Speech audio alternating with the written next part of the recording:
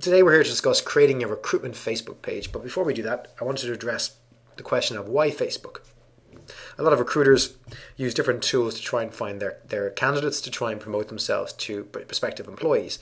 And I believe that everyone should be looking at Facebook. And the biggest reason is that there is 1.6 million people in Ireland on Facebook. That's 40% of the population of the country.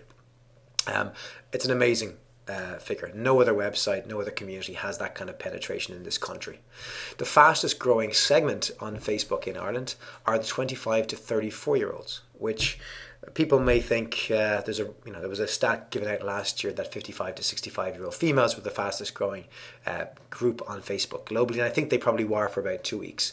But it's interesting that the demographic that most advertisers look to, that most employers look to hire from, is the fastest growing on Facebook. It's probably the demographic that most people would consider will be saturated, and that 40% represents probably mostly 25 to 34-year-olds, and that the growth area for Facebook remains in the other demographics. It doesn't seem to be so.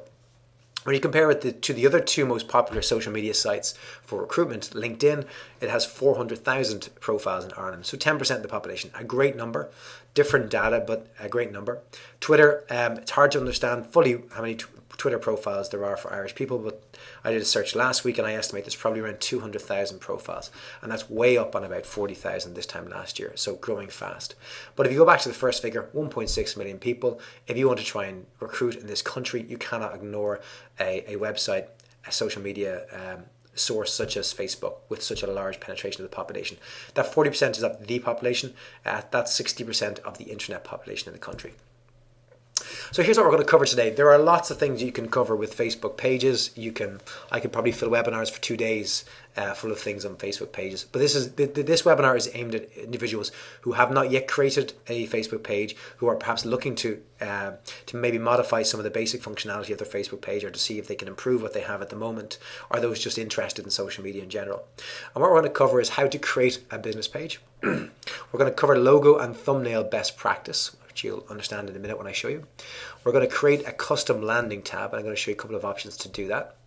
We're going to show you how you can incorporate your blog, advertise your job vacancies, sync Facebook with your Twitter account, promote your page, and claim your vanity URL address.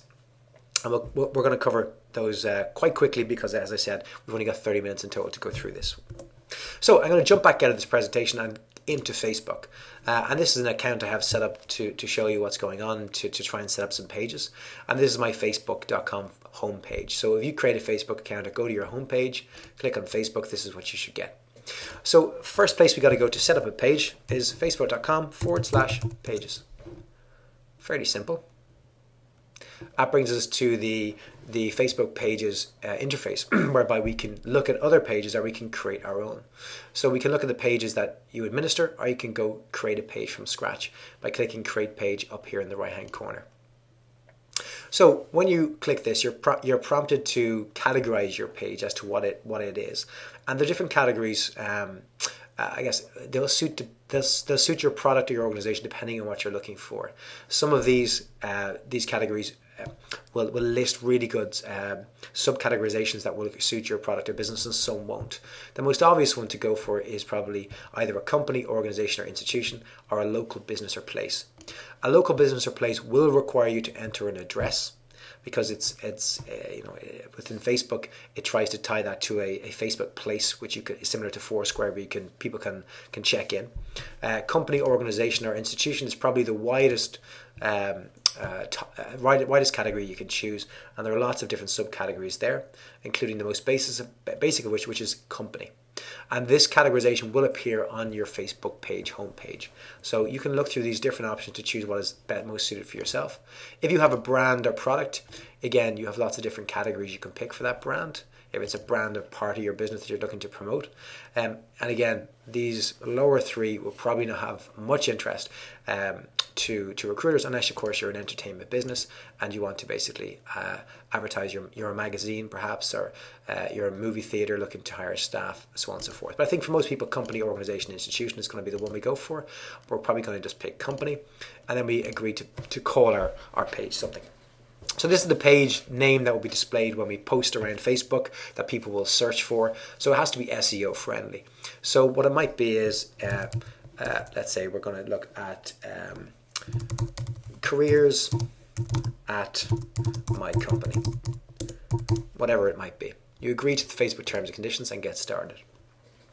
There's quite an intuitive setup within Facebook that will guide you through what you need to do to actually get your page set up. And literally it's a step-by-step 1 to 6 to actually get things set up. So the first thing we're going to do is upload an image. And for each Facebook page, you have essentially an image, like a photo on your personal profile that you can advertise your brand. It can be your logo, whatever it might be. And there were various guidelines as to what that can be. And within Facebook, and again, I'll send these notes to anyone you want, the logo can be 180 pixels wide by 540 pixels long. And that's a slight change on the old Facebook pages. Up until last week, you would have had 200 pixels by 600 pixels. If you had such a page, it would have been automatically resized to 180 pixels by 540 pixels. For those of you who don't know what pixels are, it's the tiny dots on a screen that make up an image. If designers use them to basically size images, and it's just an alternative for inches, millimeters, etc. So that's the actual full size you can have. But if you put a picture that is 180 pixels wide by 540 pixels long, the problem is that these tabs here at the left, you see Get Started, Wall, and Info, and we're going to add to those. They're essentially the sub-pages of your main page. And if you have a big long logo, then these little page tags will go below the logo, and on a screen such as this, you will not see them when you first go to the page. So whereas in the past these tabs such as Wall and Info would have appeared along the top bar, since last week they've now been moved to the left, and it's important you don't hide them below your logo. So while you could get 540 pixels long of a logo, our recommendation is to go for something such as 300 pixels, which would be a good image. For a lot of you, the problem with getting started with an image is finding something and trying to design an image. If you're not a Photoshop designer, if you don't have the skills in-house, it can be difficult to come up with an image, or so you think. But there are lots of ways around this. If we go to, let's say, if I say that my company is Oracle. Okay, I go to Oracle's website.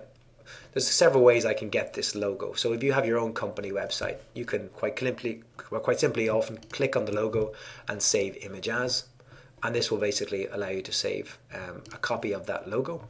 If you see an image on a screen and, for example, you want to get more than just that image, or you want to get part of it or whatever it might be, try using the Chrome browser. Chrome is the equivalent to Internet Explorer or Firefox or Safari, and it's available for Linux computers, for Windows computers, for Macs as well.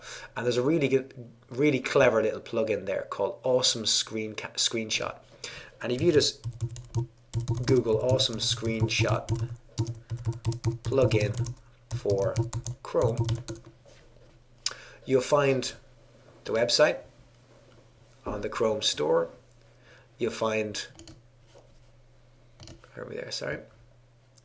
You'll be able to just add it as a plugin, which makes just as an extra function of your browsers by simply pressing install. And what that does is when you click, it installs this little dot up in the top right corner, which allows you to take a screenshot of part of your page or all of your page. So just the visible part, a selected area, or the entire page. So we could say the entire page. It'll create an image. It will then allow us to crop or cut up that image by literally allowing part of the crosshairs. So we could literally say, well, I want this to be the images. And if you look at the numbers appearing up to the top left, it's showing the pixel sizes. So you could literally drag it across and pick your perfect pixel size. So 180 by 300 will be an image that is approximately that size.